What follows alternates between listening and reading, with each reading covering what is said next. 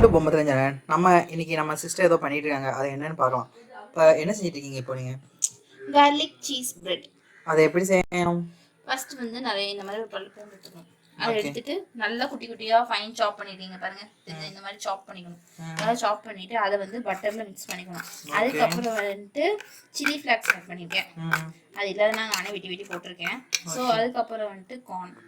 இது எப்படி யூஸ் பண்ணா டெமோ காமிக்கிறேன். அப்படின்னா பிரெட்ல வந்து இதை எடுத்து ஃபுல்லா ஸ்ப்ரெட் பண்ணிட்டு அதுக்கு மேல நமக்கு எவ்வளவு கார்ன் தேவையோ அந்த கார்ன்லாம் அப்படி போட்டுக்கணும்.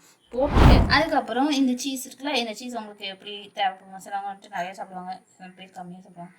அதனால் வந்துட்டு நமக்கு ஏற்ற மாதிரி நம்ம வந்து இதை வந்து ஸ்ப்ரெட் பண்ணிக்கணும். அதுக்கப்புறம் வந்துட்டு இதை வந்து தவாவில் போட்டு எடுத்தால் போதும். இதில் போடுறது அப்படின்னா பிஞ்சு போயிட்டு, ஏன்னா ப்ரெட்டு கொஞ்சம் டம்மியாக இருக்குது. அதனால் ஆனாலும் நீங்கள் இதை சாப்பிட்லாம், செம்மையாக இருக்கும், ஜூஸியாக இருக்கும். இப்போ ஆல்ரெடி ரெடியானதை எடுத்து காய்ஸ் இதை இப்போ நம்ம பிச்சு சாப்பிட்டுக்கலாம். வாவ் பாருங்கள் காய்ஸ், அப்படியே ஜூஸியாக இருக்குது காய்ஸ். அப்படியே சூப்பராக காய்ஸ். வாவ்